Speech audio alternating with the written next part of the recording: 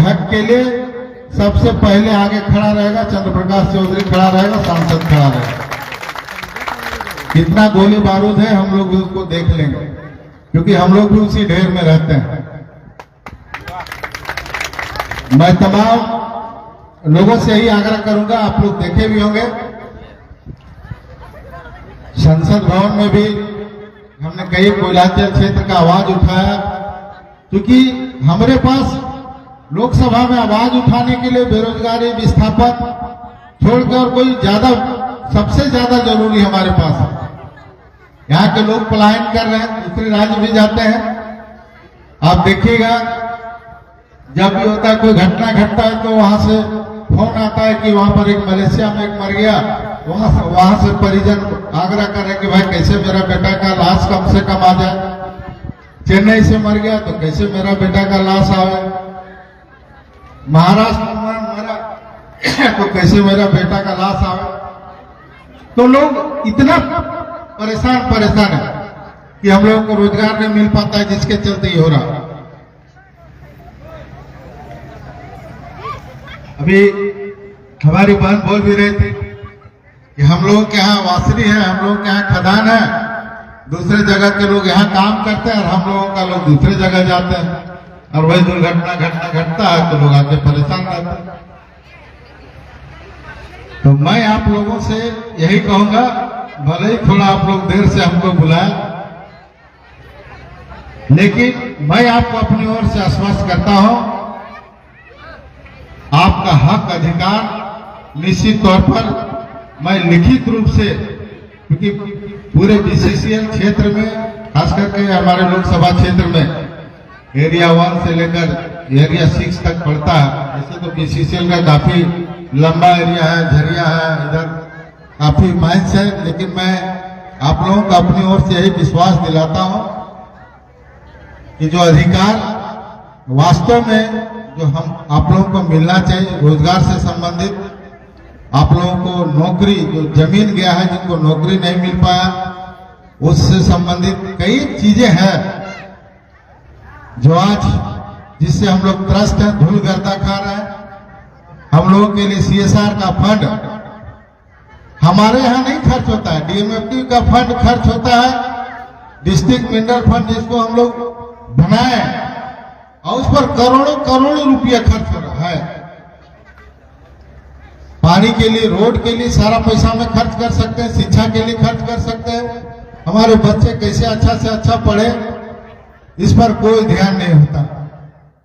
अच्छा लाइब्रेरी खुले गांव में, लोगों को स्वच्छ पानी पीने को मिले, इस पर कहीं खर्च नहीं होता। जहां पर लूट खसोट होता है वहीं सबसे ज्यादा पैसा खर्च किया जाता है, जिसका जहां ज्यादा। अभी सरकार तो लूट खसोट का सरकार चलिए रहा, ये आप लोग देखिए रहा। जितना दिन यह सरकार रहेगा उतना हम लोगों को नुकसान होगा। आज हक और अधिकार के लिए हम लोग एकजुट रहे। हम यही कहेंगे, मैं किन्हीं का इस मंच से शिकायत नहीं करता हूं, लेकिन मेरा जो दायित्व बनता है, एक सांसद होने के नाते जो मेरा दायित्व बनता है कि आप जब भी फोन करके बुलाएगा आपके साथ हम हाजिर रहेंगे, ये मैं आपको विश्वास दिलाऊंगा।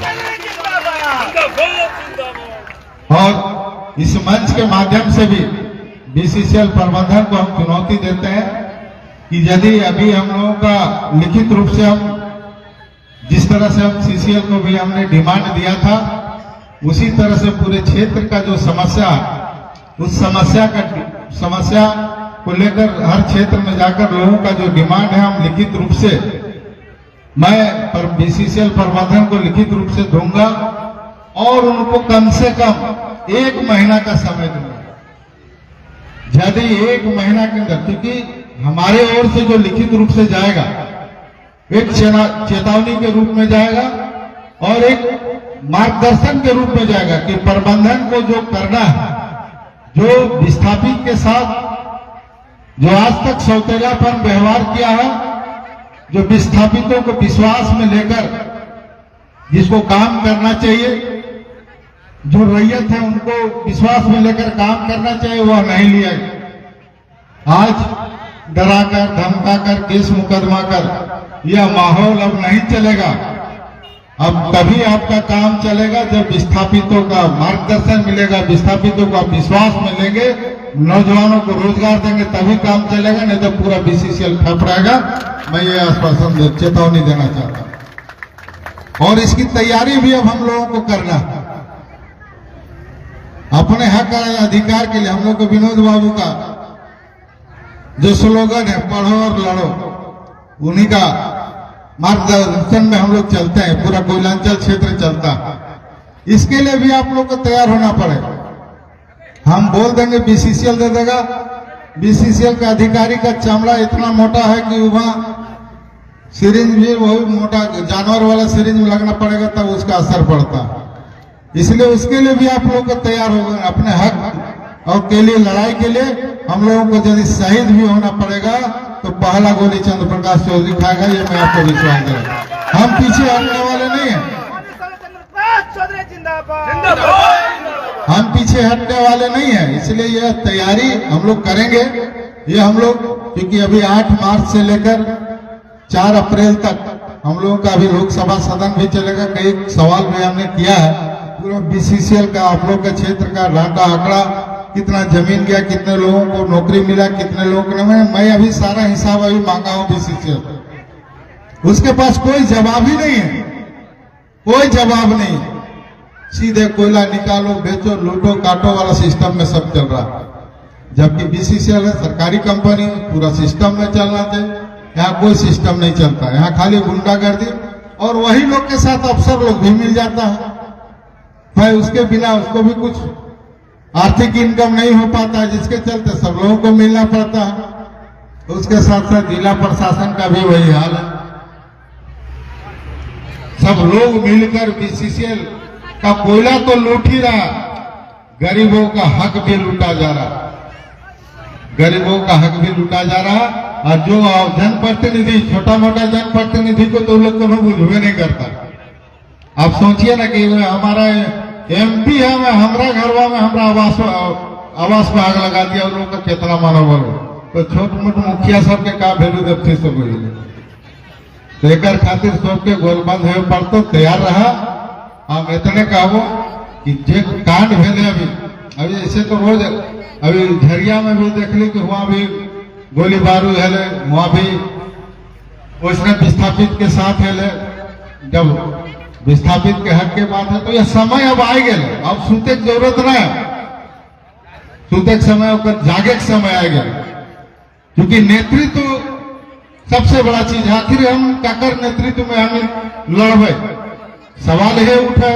क्योंकि छोट मोट के तो का लिखे या दबाए जाते, गोली बारूद के धमकी से डराए जाते तो कौन बुझबे करा।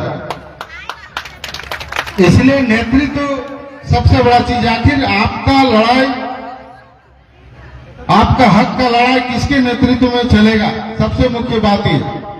शुरू से हम लोग विनोद बाबू के नेतृत्व हमेशा कोयलांचल क्षेत्र में जब भी आह्वान होता था पूरे झारखंड को बंद करने का, तो हम लोग एक पत्ता हिलने नहीं देते थे और पूरा झारखंड बंद होता था।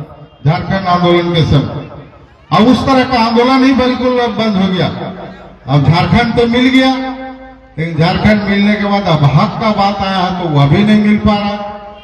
तो इसलिए दूसरा लड़ाई जो हम लोगों का है वह लड़ाई हक का लड़ाई है। इसके लिए भी हम लोग को लड़ाई लड़ना पड़ेगा। इसलिए मैं आपको अपनी ओर से आश्वस्त करता हूं कि आप लोग बिल्कुल बेफिक्र रहिए, निडर रहिए, अपने हक के लिए तैयार रहिए। और फिर वो शिकायत नहीं मिलता तो इन जैसे कह रहा है कि 5 साल अभी देखबे नहीं कर लेंगे, है ना। तो जब जब तो इनके घर में, गांव में शादियों भी है तो हमारा फिर शिकायत नहीं है कि न्योतो नहीं दे रहे, कैसे है वो बोलो।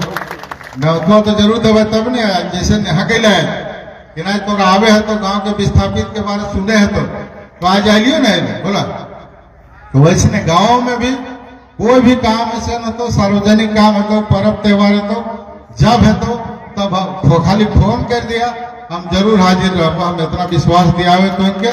और आज हम इनके बीच में जो आज तो इनके ग्रामीण अधिकार मंच के द्वारा ये डिमांड भी दिया गया, तो हम मुखिया जी के भी आश्वस्त करें कि तो इनके द्वारा जितना भी डिमांड दिया हो हम अपन लेटर पेड के माध्यम से 1 महीना के साथ सुझाव के साथ बीसीसीएल प्रबंधन के एरिया 2 के प्रबंधन के लिखित रूप से हम सुझाव देवे कि 1 महीना के अंदर जो इनका जो जेन्युइन डिमांड है, पानी का, बिजली का, रोड का और रोजगार का, और जितना भी विस्थापित है, यदि किन्हीं का नौकरी बकाया है, जमीन संबंधी कोई विवाद है, तो उस समस्या का समाधान करें। नहीं तो अप्रैल में अनिश्चितकालीन चक्का जाम होगा, इसकी तैयारी भी आप कर लीजिए। जितना प्रशासन है, जितना बीसीसीएल का प्रशासन है, गुंडा है, सबको बुला कर रखिएगा। हम लोग उसको भी मुंहतोड़ जवाब देने का काम करेंगे। इसी के साथ सबको धन्यवाद। ग्रामीण अधिकार मंच के सभी तमाम पदाधिकारियों को मैं धन्यवाद देता हूं। साथ साथ आज इस बसंती चौक, मां बसंती चौक में आज आप लोग काफी समय से देर से बैठे हुए थे। शहीद शनिचर महतो के इस प्रांगण में, शहीद शनिचर महतो के प्रांगण में, क्योंकि वो झारखंड आंदोलनकारी रहे, उनसे हम लोग को प्रेरणा मिलता रहा। आगे भी संघर्ष और आंदोलन का प्रेरणा हम उनसे आशीर्वाद लेते रहेंगे, उनका मार्गदर्शन लेते रहेंगे। इसी के साथ सबको धन्यवाद, सबको जोहार। भारत माता की जय।